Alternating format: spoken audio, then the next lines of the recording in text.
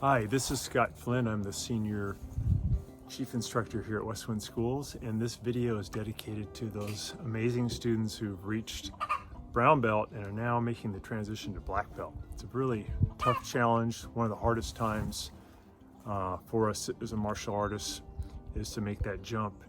And one of the difficult parts of that test is the Chinese spear, the Chinese spear and the three sectional. And I'd like to do this video series to help you guys to really know the details of those two forms. They do come at a hard time for us on the test. Sorry about the chickens in the background. I'm over in the backyard of my house rather than at the school. One really great friend of mine, Miss Rochelle, who's an amazing martial art instructor, amazing person. She asked that if I could do this video to help with people that are learning the three sectional and spear, because it's a pretty difficult form.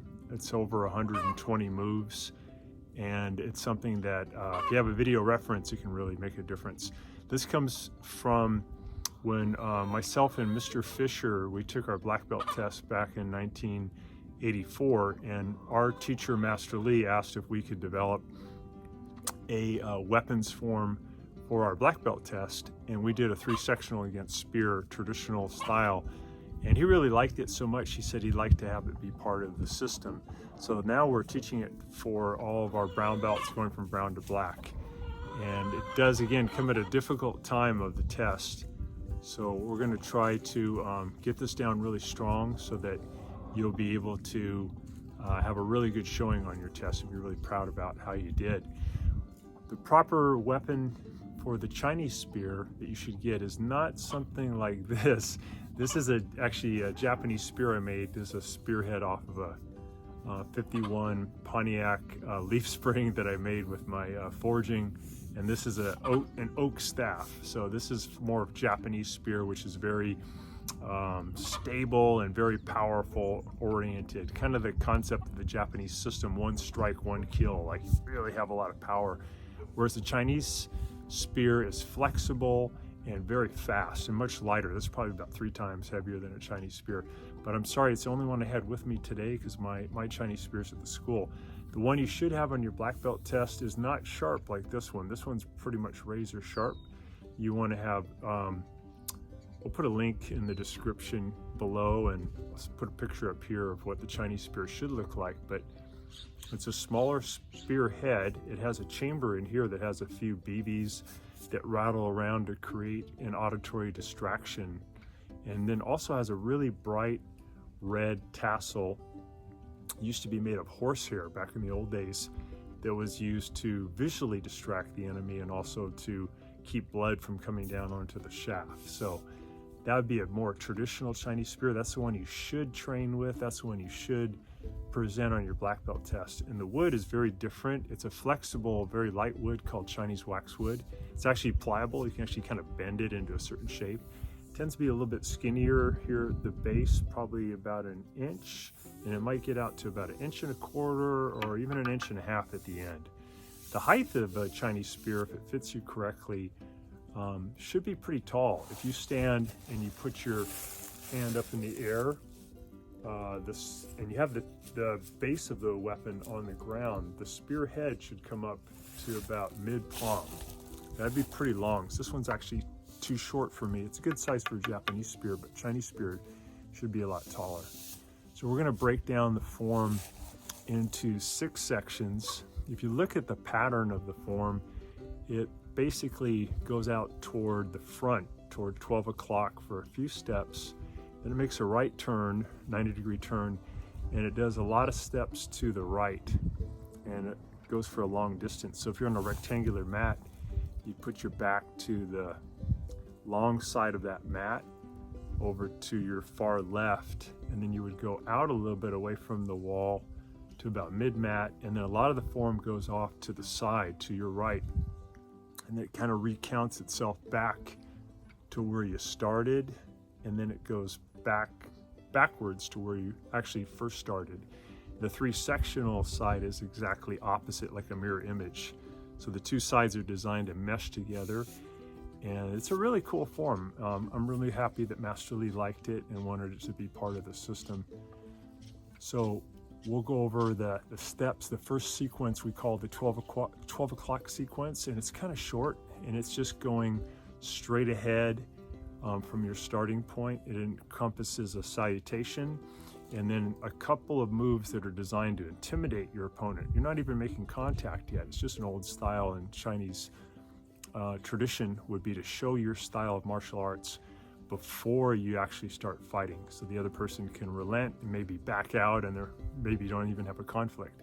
So the 3 sectional and the spear have a little sequence in the beginning where they're not even actually hitting each other, they're just kind of showing off their technique, and then eventually they go into combat. So that first sequence will be a salutation, a little bit of showing the technique, and then there's a few points of contact with the 3 sectional, and that'll be the 12 o'clock aspect. And then there's going to be right turn going out to your side, and then we're going to have that sequence, and then we'll actually end up with 6 total parts.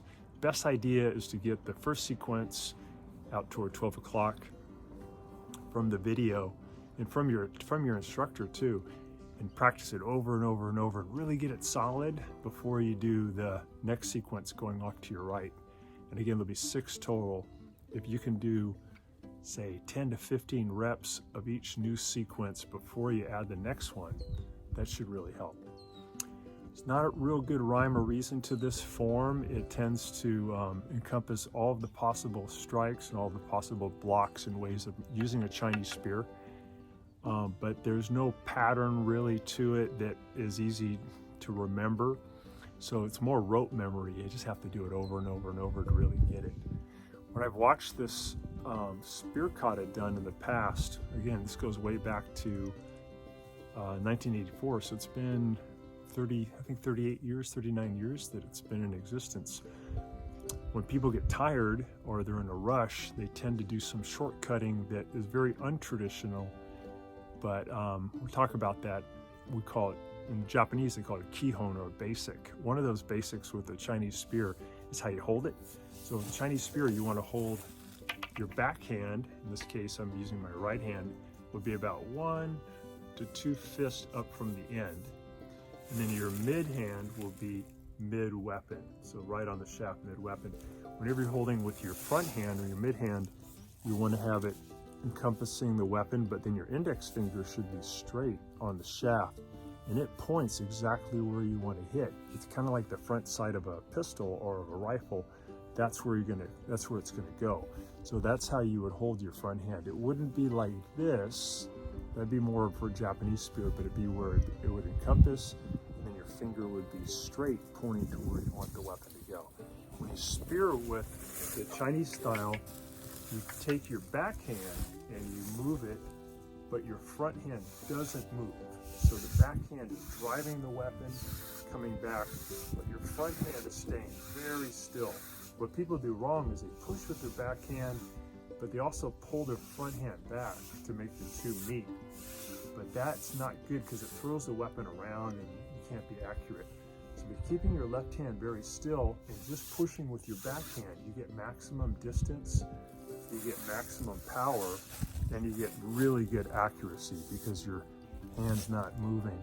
You pull your left hand back, your front hand back as you're stabbing, it really throws the weapon around. You can't be accurate. And the whole purpose of using a spear is to keep someone at a distance. So with that premise in mind, you wouldn't want to pull your hand back as you're stabbing because that chokes the weapon. You don't get the weapon out very far. Keep a little bend in your front arm and you make your backhand go all the way out. And that gives you the maximum reach, maximum power, and you're very accurate. So that's one of the kihon or basic things that we see done wrong because people get tired or they're trying to go too fast. The other thing is you want to use the deepest horse stances possible, the highest crane that you can, and the deepest cat stances. And that's going to be really good for your development as a martial artist and as a fighter. Some people say, you know, spear's kind of old style, it's esoteric. Can't carry a spear with you anymore. So what's its purpose then in the martial arts? And I'd say it's two things. One is to keep it alive because it's part of our history. That's really important. But more critical, more important is when you learn something like this and you make yourself do it exact, we'll try to show you in the film exactly how to do it, you're developing great coordination. You're making your brain really able to talk to your body and do a specific pattern in a very defined, specific way. And you're doing it over and over until you can realize that detail, and that makes you very coordinated. And Master Huang, who's Master Li's teacher, said you need two things to really be effective in martial arts. One is your spirit, your martial spirit, your attitude, your tactics, the way you think about fighting. But the other is you need to have control. If the brain has that great fighting spirit, but you can't control the machine, it's not going to do you much good. So forms, any form you learn, teaches you to have really good control. And this one's great for that aspect. It has high level of detail, and you really want to work on it until you can really do it exact, all those 100 and 120 moves. The other idea too, though, is with the 3 sectional, fighting somebody, you're allowed to hit. You actually make contact. You're not hitting each other's bodies, but you're hitting each other's weapons hard. And that's really good for the excitement, for teaching you distance, for teaching you courage to do that. It's a little bit scary, but that's a good aspect of development too. So it's an important part of your training. And I think it's one of the hardest things you'll do on your black belt test. I think on page 4, the kata exercise is a huge challenge. Kata 8 is kind of fun, not too hard, but 3 sectional and spear, pretty tough part of your test, and wants you to be really good at it. So let's cover the first part now, the sequence toward 12 o'clock. So I'll back up a little bit so you can see on camera. I'm going to come toward you, toward the camera, and that's the front, or 12 o'clock. So I'm heading in that direction. I'll back up though first so that you can kind of see what's going on.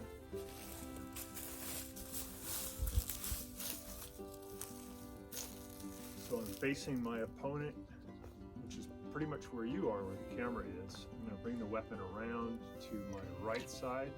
What I'll do first, repeat together, is I'll jump into a right cat. So I'll go forward, I'll jump into a right cat stance, and from the cat stance, I'm going to look forward to my opponent. I'm going to drive this down, and if this is a Chinese spear, you drive it down pretty hard, it's flexible, and this thing will shake. So I'll feet together, I'll walk out, I'll go to the cat stance, I'll bow, and then I'll go up to my right side and do an extended bow, and I'm going to drive the weapon out on the vertical position as I look toward my opponent. So I'm just stepping off to the side, locking into position. And then from here, I'm going to pivot, and I'm going to sweep the blade down as if I'm sweeping out a couple of people, knocking them off balance. And then after I sweep them, I'll come around into a right crane. As I come into the right crane, I'll drive the weapon down onto the guy's head as I'm lifting up into the right crane. So that'd be the beginning. So I'm going to review it. I'll come around. I'm going to bow from the cat, come off to the side, lock. I'll swing through, let my hand slide back to meet the other hand, come around in a big arc, then I'll come down onto the head with the blade as I do a high right crane. So that's that salutation, and then I'm bowing, I'm locking it off to the side, I'm doing a big swing through about knee level to sweep the guy off balance, and then I'm coming into a high defensive crane, and I'm bringing the weapon out in front of me. As I bring it out, I'm going to twist my hand down, point my finger right at the guy. So it's swinging through, and as it ends, my hand's coming down, and then at the end, I'll twist my hand. So the bones of my hand are certainly on top of the weapon. And that would add more downward impetus, more energy to that downward motion. My backhand will always be near the end, and it'll sit right on the iliac crest, right on the hip bone. So that's my base. That's how I index whenever I'm in that defensive position. That'll be sitting, that part of my wrist will be sitting right there on that bone, and the other hand will be out in front. A little bit of bend in the elbow, and you see the angle is about 45 degrees. This would be like me coming down and hitting the guy on top of his head. So it has a big sweep and a high crane. I come down, hit him in the head. Then the next part of the form, I'll repeat that same thing. I'll take the weapon, do another big sweep through the legs, come up high, and then once again, I'll come down crashing into the head, just like before. The only difference is the second time you do it, you're using your feet differently. The first time, you're just going from a bow and you're coming up in after you do the sweep into a crane. The second time, you sweep again as you step into a horse, and then you jump up and you land into a horse as you hit into the head. And the way you jump is called the gazelle hop because it mimics what a gazelle does. You know, when a gazelle's running, it doesn't just run in a standard way. It runs and it hops up, lifts up both feet, and then it lands. The lion's trying to grab its legs. It can't because the gazelle's hopping all the time. So in martial arts, when we do a gazelle hop, it's just you driving up your back knee and then your forward knee to give you as much jump and as much flight as possible. And then it allows you to land with your entire body weight. So if you're going to come down from a gazelle hop, as you're landing, you're going to hit really hard because you have all that force coming down with you. So that's the next part of that 12 o'clock sequence. It started with a bow, looked at the guy, you locked it off to the side, you did a big sweep, you came into a right crane, you had your left hand right on your hip bone, your right hand turns palm down, and then from the crane, you take your right leg, you step down, you do a deep horse, big sweep. The weapon comes around behind you, you drive your knees up in the air, your left knee, then your right knee, and then you come down into a side horse, striking the head. Once again, left hand on your hip bone, right hand out in front, locked, and finger on top. And that's that same sequence done twice. One time from a stance, or starting from a stance coming into a crane. Second time, you're stepping in to a horse sweeping, and you're driving your knees up in the air, gazelle hop, and then landing, hitting into the head. And that is the beginning of the 12 o'clock sequence. Okay, I'll run it a few times slowly, that same sequence. Let me back up.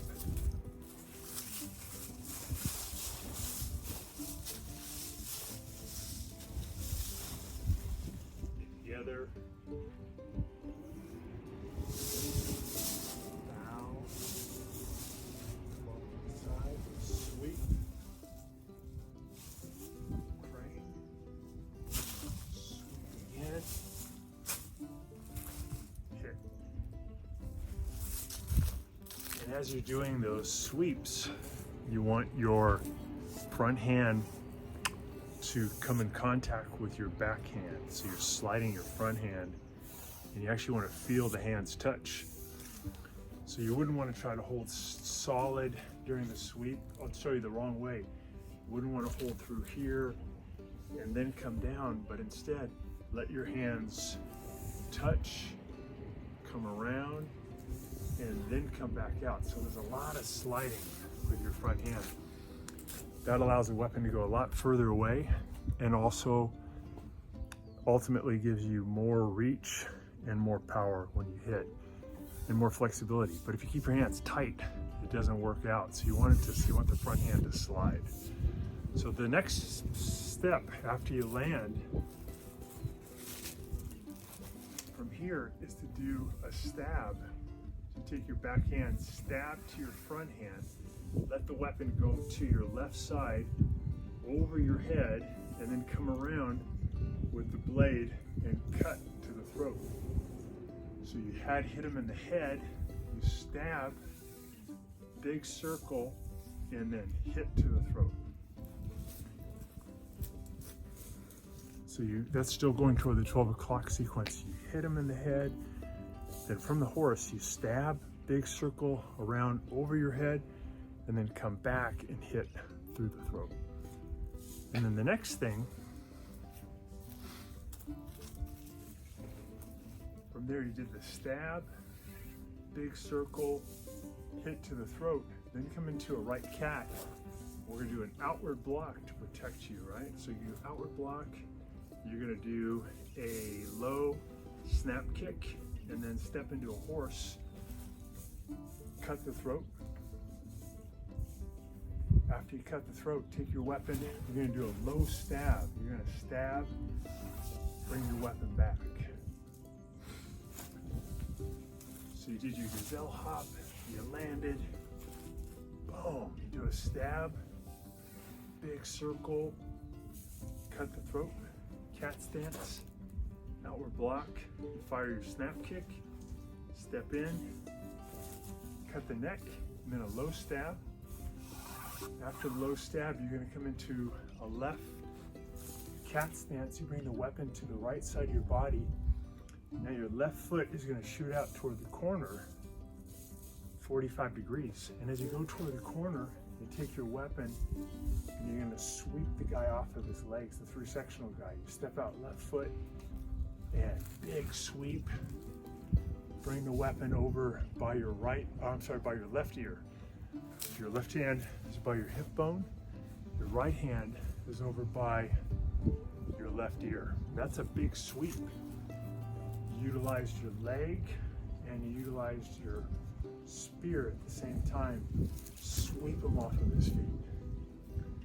Now you move into a right cat and you make a right turn. Now you've shifted from 12 o'clock and now you're going to your right side, 90 degrees. As you go to the right side, your right hand stays low and your left hand comes up. So this is using the back aspect, middle and back aspect of your weapon as a defense. You're going to come across your face. And as you do that, your right finger is still pointing down the shaft. That's always true. You can be in your right cat, deep cat. This blocks your face. And then you're going to come around from the cat over your head and you're going to strike down on top of his head. So when you did that right turn, after the sweep, you did a block and then you came around, struck the guy's head. And that is the end of the 12 o'clock sequence. You did your salutation, you did your bow, and then you did movement off to the right. You're just kind of showing off to the guy, a big sweep. There's no contact point there yet. A crane, you're just showing off. Then a big sweep, there's still no contact. And then when you landed from the gazelle hop, that's when you first make contact. If you look at the three sectional and the spear form, this guy's the instigator, this guy's the bully. The spear is doing the lion's share of the attacks, and the three sectional is mainly responding. So let's review again one more time that 12 o'clock sequence. It's just me back. If this is a big room, a big mat, that'd be the long part of the mat, the rectangular long wall. I'd be all the way back and all the way to my left. And then I'll come forward to about mid-mat. That's what we're doing during 12 o'clock sequence. And then I'll make a right turn and I'll go way down the mat, kind of in the middle. And then I'll come back. So let's just review again. This is the 12 o'clock sequence. Need a lot of room.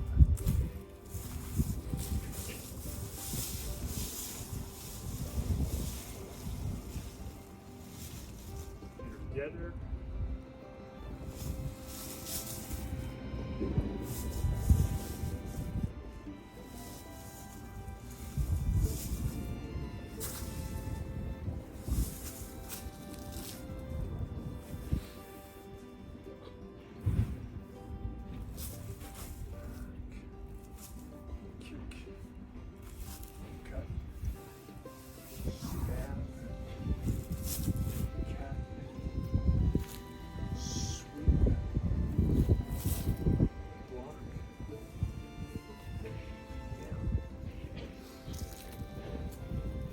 And that's it.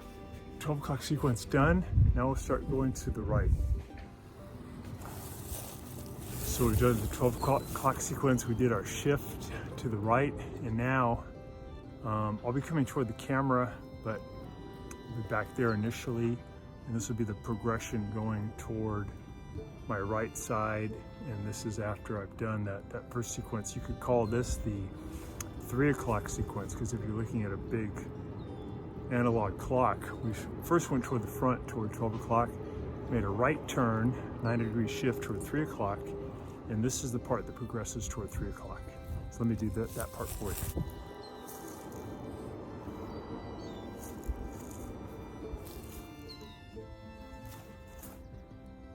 Cat, block, to the head, step into a horse, stab and return. We do a left cat, comes over the head. We switch hands. Left hand goes mid-weapon, right hand comes to the back. I'm stepping with my left foot and cut the neck. So I did that big sweep from the 12 o'clock position. I did the right cat, shifted 90 degrees. I hit the head. I step into a horse, stab, come to a left cat, switch hands, and then cut the neck.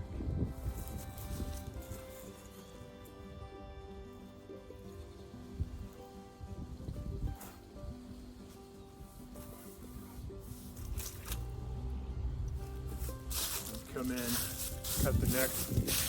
And that's the beginning of the 3 o'clock sequence, which is a much longer sequence than that initial 12 o'clock. So we're going to be doing a lot more striking. And just want to remember to have your crane stances extra high, your horse stance is very low, cat's very low. Remember to grab your backhand near the end, your front hand mid-weapon, and always have your finger pointing where you want to strike.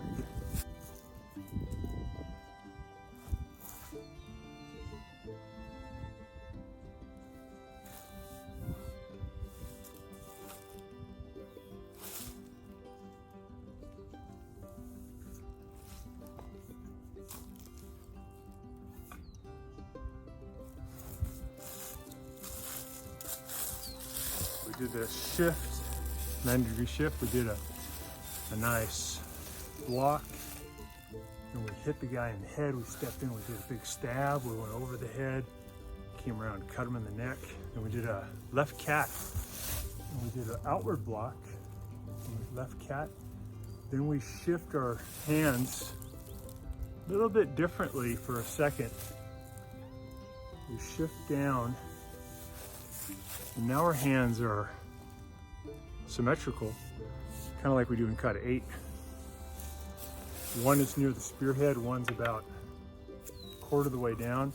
That's just to give you a brace to hold you up for a second, and you're just going to throw a front leg wheel kick, and that's going to be done only about waist level, not too high, because your opponent's pretty low at that point. After you do the kick him, you're in the cat stance, kick him in the head, you're going to step into a horse, you take the back end of your weapon, and you're going to strike out to the head and then come back. So you strike out with the back end of the weapon and then come back into a fighting position.